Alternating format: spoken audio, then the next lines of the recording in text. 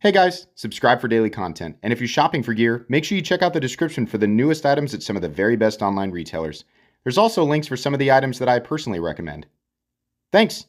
What's going on YouTube? Metal Complex here, and today I've got another interesting knife review / knife overview to share with you guys. This is the Kizer Huntsmen, designed by James Lowe. Let me tell you guys right off the bat, this is one of the coolest Kizer designs that I have ever handled on this channel, and it really does feel different. It obviously looks different. There's a whole bunch of things that make this knife super cool and super unique, and it's also got a really excellent price tag. I thought when I looked at this, when I unboxed it, I thought we finally got a Kizer that they're not going to be able to help but put a higher price tag on. And you know what? They didn't. They kept it completely reasonable. It should be available right now. I'll link it right down below. You guys can check it out in the description if you want to. It does help my channel when you use those links before you buy something, but that's entirely up to you. Thanks so much to Kizer for sending this in. Thanks to my patrons for supporting me, and please make sure to follow me on Instagram at metal_complex. Let's go ahead and get a measurement of this knife. Overall length of the Huntsman, which, by the way, I think if I remember correctly, reading about this, the motivation behind the design was kind of after the Huntsman Spider. I think it kind of, I don't know, maybe I'm just connecting two things that aren't connected in my head. It kind of does remind me of the Huntsman Spider, right? With all the eyes. I guess that would be any spider. But anyways, overall length is coming in at 8.5 inches. Blade length, I'm going to call this to the middle of the frame. Technically, it's 3.75. There are parts of the frame slightly lower where you could measure at 3.85, and to the back, or I guess the front of the frame, you could call it 4 inches. The cutting edge on this guy is just shy of 3.85 inches. So we'll call that 3.8. It's definitely over 3 3/4. Let's go ahead and do some size comparisons. Any custom scales you can find down in the description under Original Goat or Flightanium. So up against the AD10, and where's my AD 20.5? It's not, nope, there it is, AD 20.5. You can see here, this is a pretty large fella. It's not, it doesn't carry massive, but there's a lot of presence here, both in size and in terms of the loudness of the design aesthetically. I think you guys kind of understand what I'm saying there.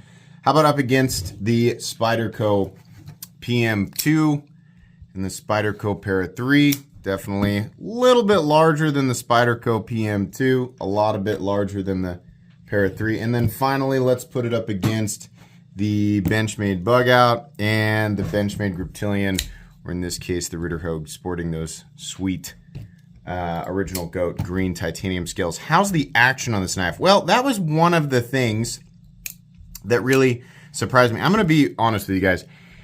If the Kizer logo was not on this, I wouldn't be 100% certain who made it. And that's nothing against Kizer. They make a great product, but they've kind of solidified themselves in the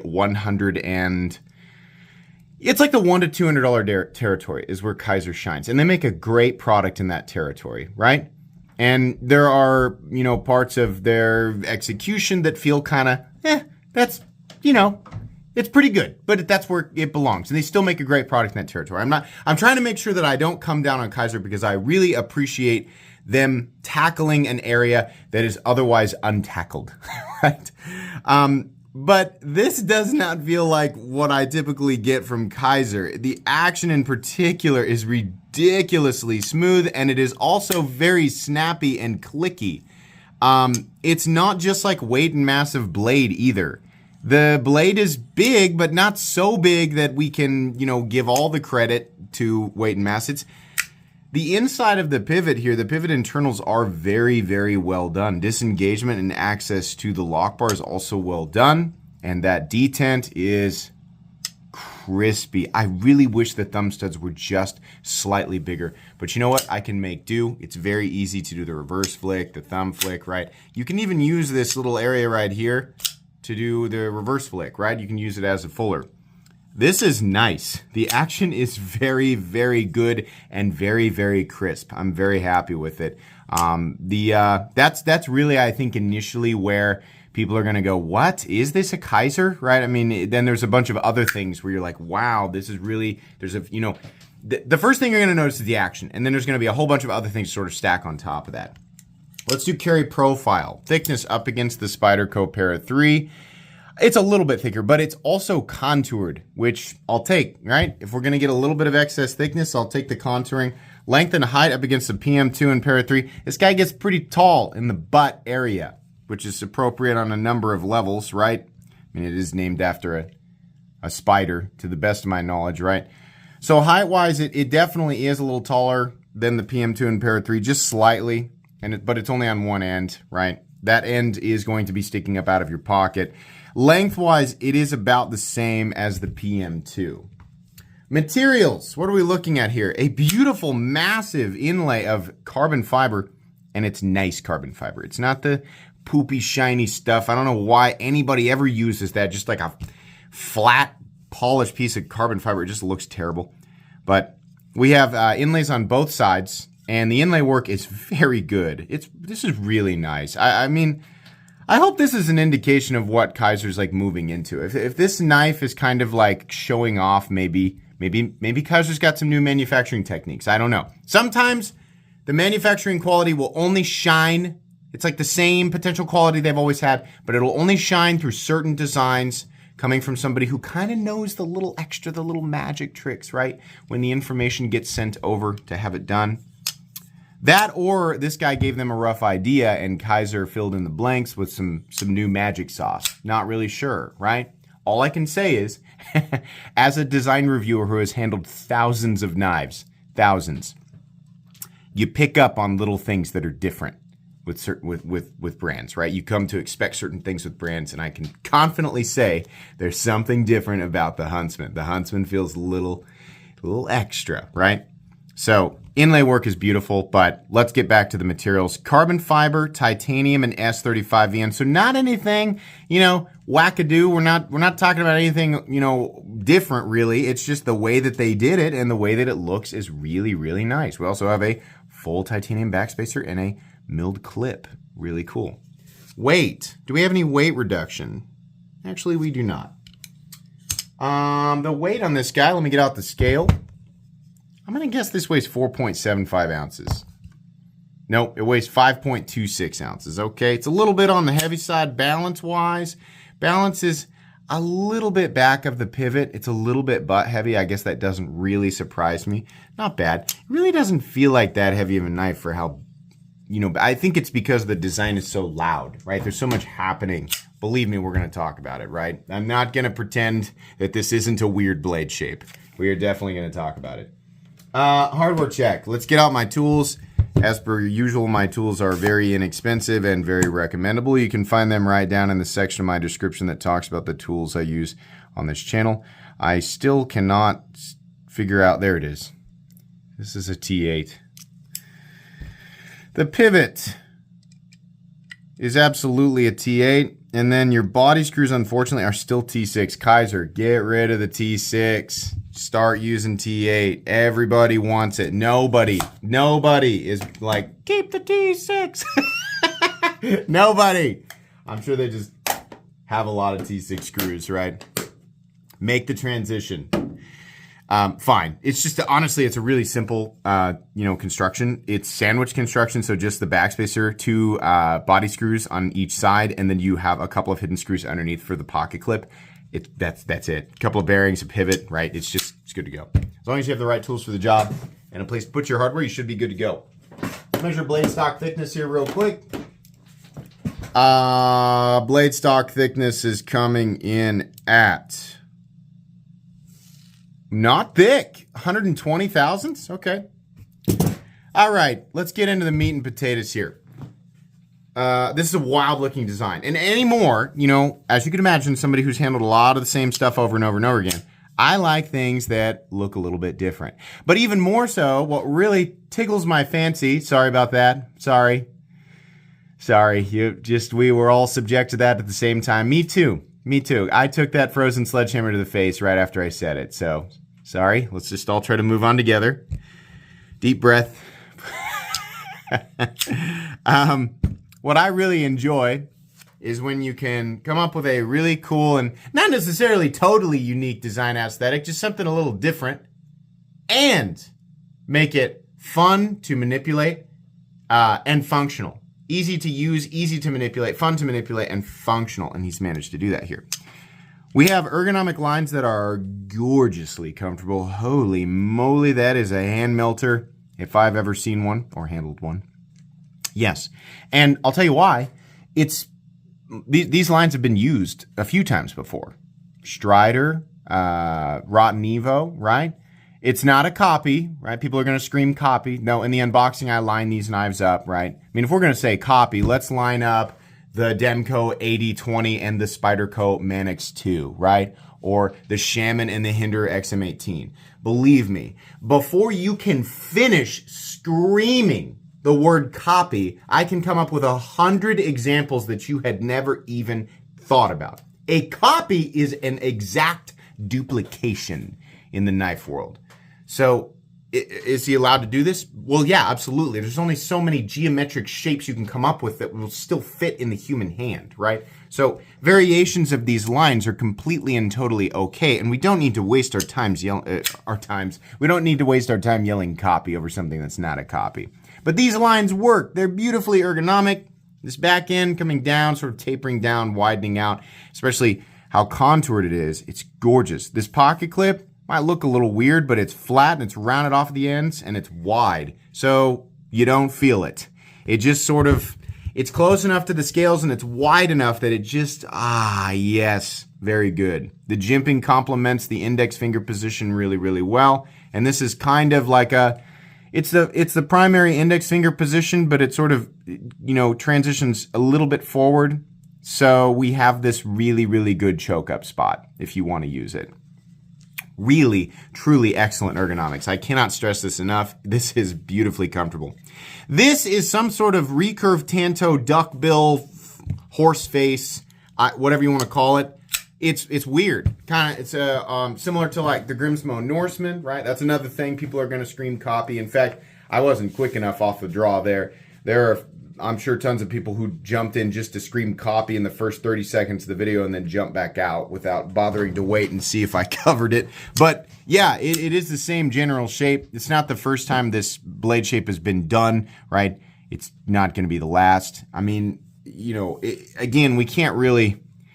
Are we going to... well, how many knives are a copy of this then, right? Because it's a drop point. So, no. It is also compound in the sense that we have a recurve flat here, and then we have another flat grind out here that's just very, very thick. So it lends a little durability to the tip. What is this blade shape good for? Really, truthfully, just looking cool. Yes, a recurve will draw material towards the belly, right? But in reality, it's just kind of designed to look cool. This is going to create an issue when you need to resharpen it. You're going to be resharpening a recurve and then a short bellied blade, right? So you're going to have to change angles and it's going to be a little bit different experience. This little tip right here for the vast majority of people is going to start to look less like a tip over time.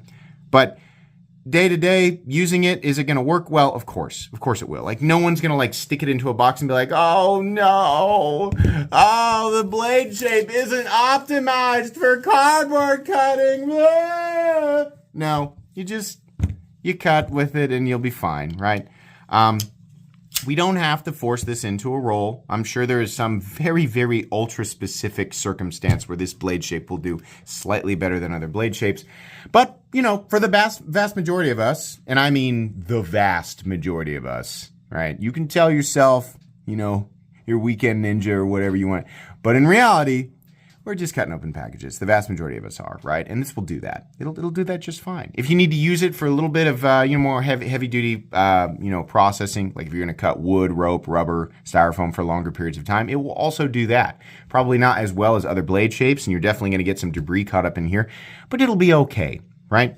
You could dedicate different tasks to different edges if you really wanted to. I think it'll work just fine. For the most part, though, this will be a conversation piece. It'll be something that people go, ooh, wow, that's not a blade shape that I see very often, right? It's also a little bit wicked. I don't know about you, but I'm kind of drawn to things that are a little wicked. It looks like the Mighty Ducks logo, right? It's just like a very evil version of the Mighty Ducks face mask. That's kind of what it reminds me of.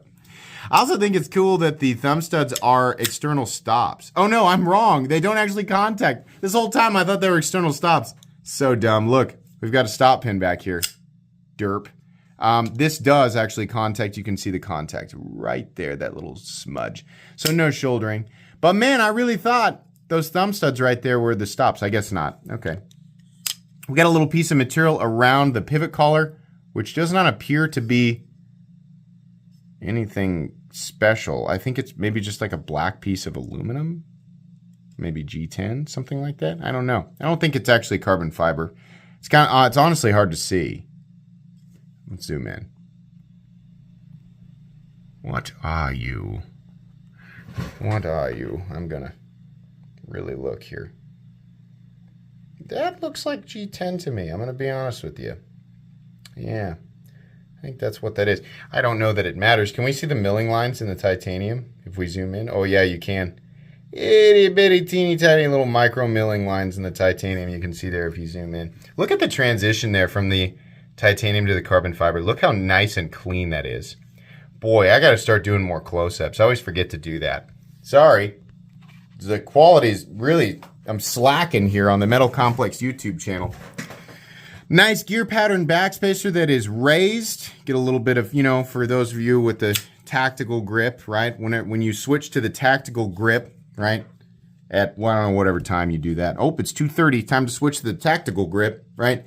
You'll appreciate the traction that you can get off of the jimping there. Truthfully, I mean, even in the standard grip, you do get a little bit of traction there on it. And you know, let's be real. For the most part, it just looks cool. No lefty mounting position for the clip. Sorry, lefties. Carry depth is actually pretty good. There is a huge butt end towards the top of your pocket seam, but really all that's going to be seen sticking out the back is about right here, so no big deal. In and out of the pocket is also very easy because we have a little bit of a ramp right there and it's smooth underneath, so good to go. This is a very buried bolster lock or sub-frame lock design. What I mean by that is that the inlay that covers up the frame lock goes way up to the top of the frame. So figuring out where to put your hands when you're going to thumb flick it so that you don't put pressure on that lock bar and make it really difficult to open like I just did right there. It's actually much easier than I am demonstrating. Sometimes we get designs where we have the same thing, but much more of the lock bar is exposed, and it makes it much more likely when you're not paying attention that you'll put pressure on there and then make it really hard to open.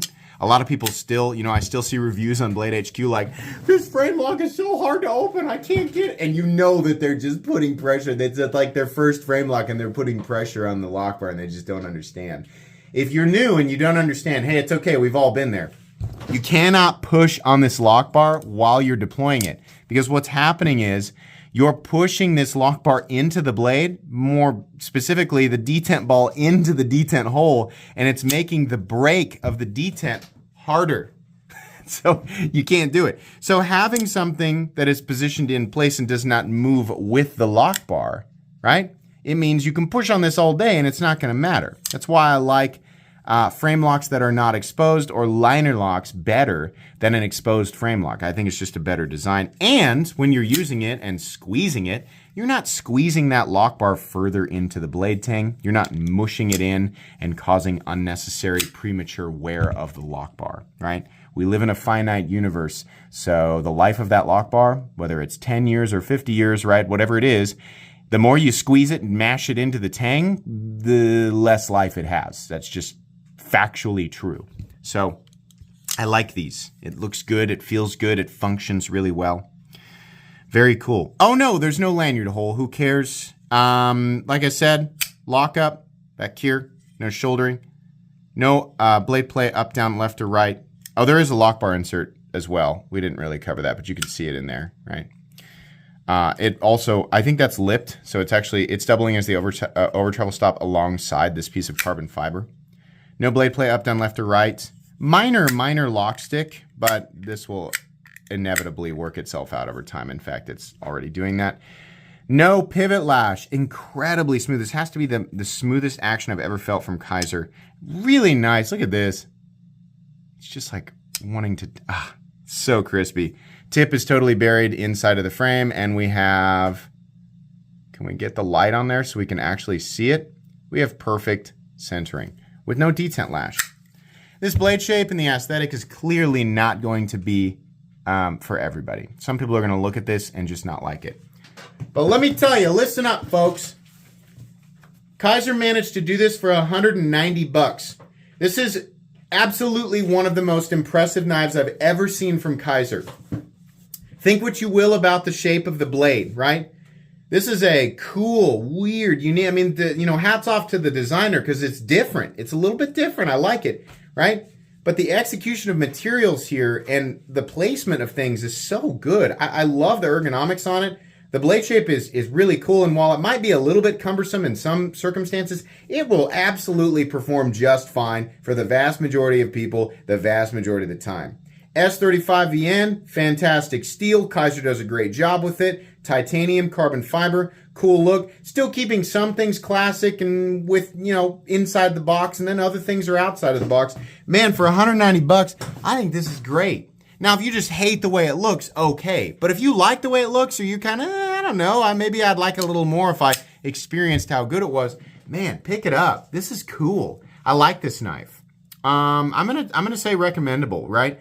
I honestly think that I think this is my favorite Kizer. I really would had this not had the Kizer logo on it, I would have thought that's definitely made by somebody else. That's not made by Kizer. It doesn't feel like a Kizer, right? Nothing against Kizer, right? But man, really nice. Whatever you're doing, whatever your new thing is, Kizer, thumbs up from me. I like it. I hope that this is what we're going to see on models moving forward because this is very nicely done. That's going to be it today, guys. Like I said, you can pick this knife up in the description. I'll have it linked. Please make sure to follow me on Instagram at metal_complex. If you enjoyed this video, leave a like. If you'd like to check out my other content, I do, of course, have lots of videos of knives that are either expensive or inexpensive that I do or don't like, so check those out. And if you enjoy all my content, go ahead and click on that Metal Complex logo right there and subscribe because there's definitely more coming. Thanks again for watching, everybody, and have a great day.